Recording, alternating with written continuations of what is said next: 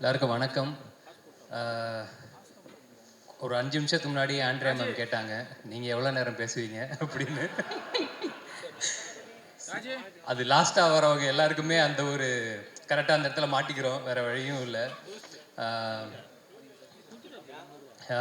வந்த எல்லாருக்குமே ரொம்ப ரொம்ப நன்றி. எங்கள் அழைப்பை ஏற்றுக்கிட்டு வந்த எங்கள் நண்பர்கள், ப்ரெஸ், மீடியா, டெலிவிஷன் நண்பர்கள், ஃபோட்டோகிராஃபர்ஸ், வீடியோகிராஃபர்ஸ் எல்லாருக்குமே ரொம்ப ரொம்ப நன்றி. லைட்டாக பதட்டமாக இருக்குது. ஏன்னா எப்பயுமே எந்த ஒரு ஸ்டேஜ் ஏறினாலும் டீம் எல்லாருமே என்னென்னா இங்கே இருப்பாங்க.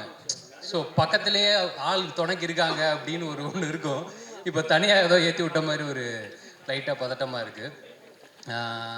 நான் லைஃப்பில் நம்புகிற விஷயம் வந்து ஒரு விஷயம் ரொம்ப முக்கியமாக நம்புறது வந்து அன்னன்னைக்கு நாள் நல்லபடியாக போகணும், அன்னன்னைக்கு மிஷனை நல்லபடியாக முடித்து சந்தோஷமாக தூங்கினா போதும்.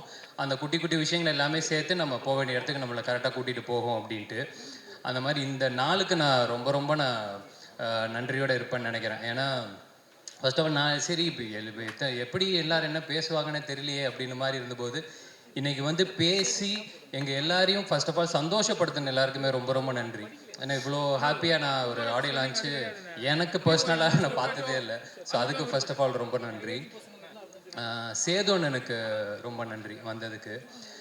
ஏன்னா என்னோடய ஃபஸ்ட்டு நான் தேட்டரில் என்னோடய முகம் வந்தது அப்படின்னா பீஸா படத்தில் தான்.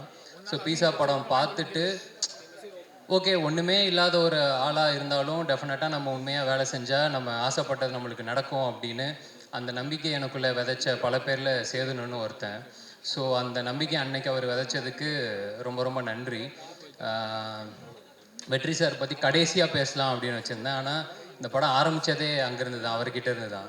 அதனால் நான் அங்கேருந்தே ஆரம்பிச்சிடலான்னு பார்க்குறேன்.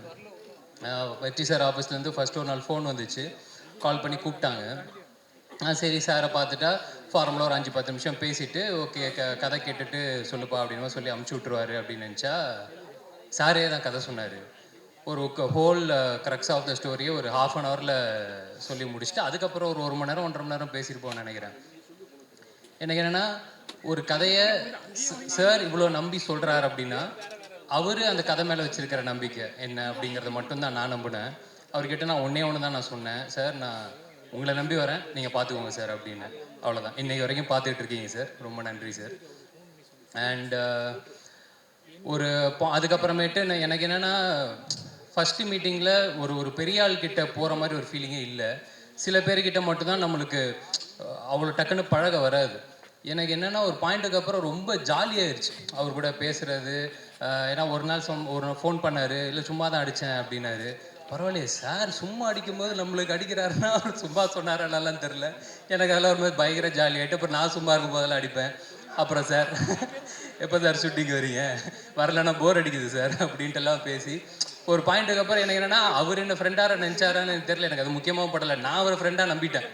ஓகே நம்ம இப்படியே போயிடலாம், ரொம்ப சந்தோஷமாக இருக்குது. ஏன்னா அவ்வளோதான், இந்த பஸ்ஸு போய் நின்றுருச்சு அப்படின்னா இதுக்கப்புறம் அந்த பஸ்ஸில் ஏற முடியுமாலாம் தெரியாது. அதனால ஜன்னலில் காற்று அடிக்கிற வரைக்கும் அந்த காற்றை ஃபுல்லாக வாங்கிடணும்னு மட்டும் நான் நம்பிட்டேன். சந்தோஷமாக இருந்தேன் சார். இந்த ஓவரால் ஜேர்னி வந்து ஆக்சுவலாக இன்றைக்கி ஒரு மாதிரி ஐயோ முடிய போதா அப்படின்னு மாதிரி இருக்குது. படம் ரிலீஸ் ஆக போகுதுன்னு சந்தோஷமாக இருந்தாலும் இது ஒரு பக்கம் இருக்குது. ஒரு நாள் வந்து சார் கொஞ்சம் டவுனாக இருந்தார்.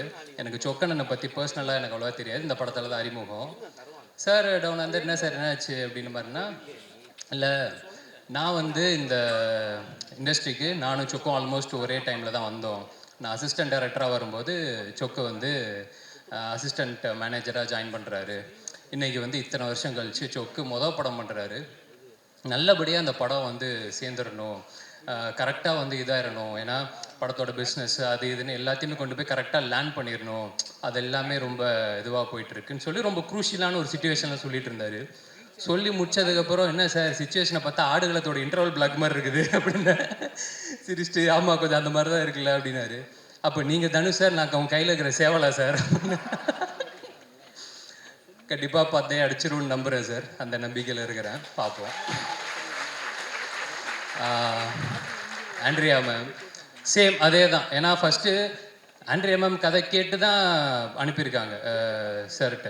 அப்படி இருக்கும்போது அவங்களும் ஒரு கதை கேட்டு ஓகே பண்ணியிருக்காங்க அப்படின்னா எனக்கு மற்ற எல்லாத்தையுமே தாண்டி நான் இன்னும் அந்த மனிஷி படமோ இல்லை பிசாசு டூவோ நான் பார்க்கல மேம். ஆனால் நிறைய பேர் சொல்லி நான் கேட்டுட்டேன், அதில் எக்ஸ்ட்ரானரியாக பெர்ஃபார்ம் பண்ணியிருக்கீங்க அப்படின்னு. ஸோ எனக்கு என்னென்னா, யாரோ ஒருத்தவங்க சொன்னாங்க, சாரி மிஸ் பண்ணிட்டேன்னு நினைக்கிறேன், இது எல்லாமே அதுக்கான ஆரம்ப புள்ளியாக இருக்கும்னு நான் நம்புகிறேன். ஸோ இதுக்கப்புறம் அது எல்லாமே பயங்கரமாக எல்லாமே ஒன்று கூடி வரும்னு நம்புகிறேன். ரொம்ப ரொம்ப நன்றி. எல்லாரும் சொன்ன மாதிரி என் அண்ணன்றது முக்கியமாக நான் கற்றுக்கிட்டது ஒன்று தான், போட்ட காசு ப்ரொடியூசருக்கு வந்து சேரணும் அப்படின்னு. அந்த விதத்தில் உங்களுக்கும் சொக்கண்ணனுக்கும் எல்லாமே நல்லபடியாக வந்து அமைஞ்சிரும் நான் கடவுளை வேண்டிக்கிறேன். அடுத்தது விக்ரமன் டைரக்டரு.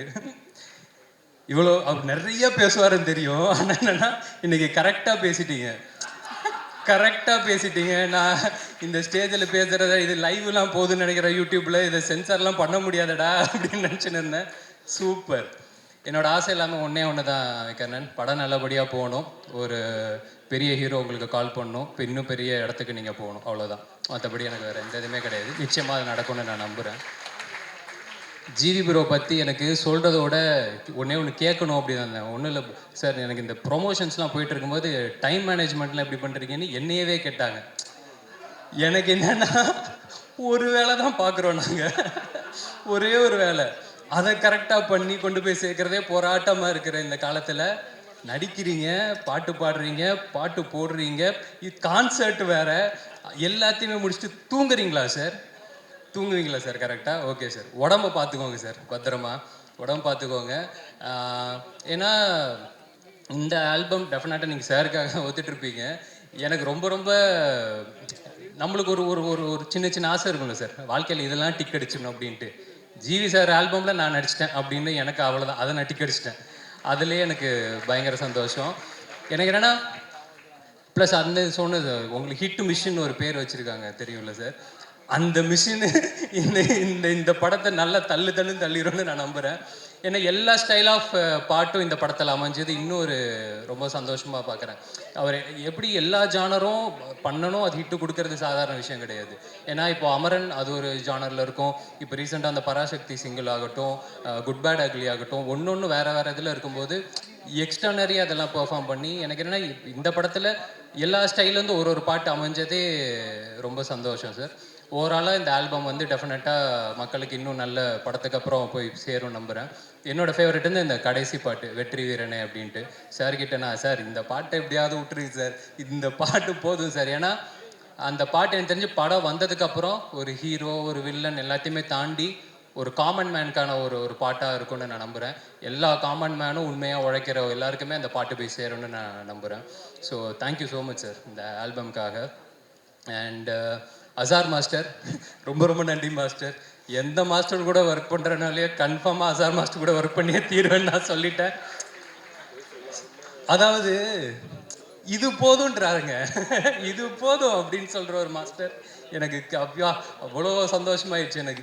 ஏன்னா எனக்கு அந்த லொக்கேஷன் போனதே, நாங்கள் சீரியல் ஷூட் பண்ண லொக்கேஷன் அந்த கண்ணுமொழி பாட்டுக்கு, அந்த லொக்கேஷன் போயிட்டு எனக்கு மாஸ்டர் கூட ஒர்க் பண்ணது எனக்கு ரொம்ப ஹாப்பி மாஸ்டர். டெஃபினட்டாக நம்ம நிறையா ஒர்க் பண்ணலாம். ரொம்ப ரொம்ப நன்றி. முக்கியமாக சதீஷ் ஸ்டெப்பு கொடுத்ததுக்கு ரொம்ப ரொம்ப நன்றி மாஸ்டர். அண்ட் ஆர்டி சார், நான் ஃபஸ்ட்டு ஒர்க் பண்ணுற ஒரு சீனியர் டிஓபி சார். எனக்கு எல்லாமே ஒரு மாதிரி ஃப்ரெண்ட்ஸு அப்படியே அந்த மாதிரி அமைச்சிட்டாங்க. எனக்கு என்னென்னா, ஒரு ஃபஸ்ட்டு படம் விக்கர்ணன், இப்போ தான் நம்ம வந்துக்கிட்டு இருக்கோம். ஒரு எல்லாத்தையுமே கரெக்டாக பார்த்துக்கிற, நல்லபடியாக அதை ஹேண்டில் பண்ணுற ஒரு ஆள் ஒன்று தேவை. ரொம்ப சூப்பராக பார்த்துக்கிட்டு எனக்கு இன்றைக்கி படம் பார்க்கும்போது, ட்ரெய்லர் பார்க்கும்போதே அந்த நல்ல ஒரு ஃபீலிங் இருந்துச்சு சார். ரொம்ப ரொம்ப நன்றி சார், எல்லாத்தையுமே டோட்டலாக காப்பாற்றி கொடுத்துட்டீங்க. தேங்க்யூ. அண்ட் ருஹானி, ரொம்ப ரொம்ப நன்றி. So happy to work with you. டெஃபினட்டாக உங்களுக்கும் நிறையா வாய்ப்பு வரணும்னு நான் வேண்டிக்கிறேன். தானு சார், கதிரேசன் சார், ரொம்ப நன்றி சார், வந்ததுக்கு ரொம்ப நன்றி. பவன் சாரோட பர்ஃபார்மன்ஸ் வந்து அதுவும் நிறைய பேர் சொல்லிட்டாங்க. டெஃபினட்டாக படம் முடித்து எல்லோரும் வரும்போது பவன் சார் பர்ஃபார்மன்ஸும் சரி, தலைவர் ரெட்டின பர்ஃபார்மன்ஸும் சரி கண்ணுக்குள்ளேயே நிற்கும்னு நான் நம்புகிறேன்.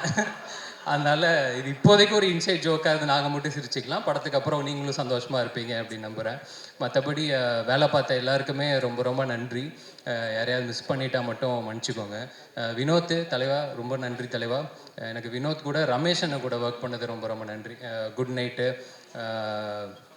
டூரிஸ்ட் ஃபேமிலியெல்லாம் நடிச்சிருப்பாப்பில், இப்போ கூட ஷூட்டிங் வர முடியலன்னு நினைக்கிறேன்.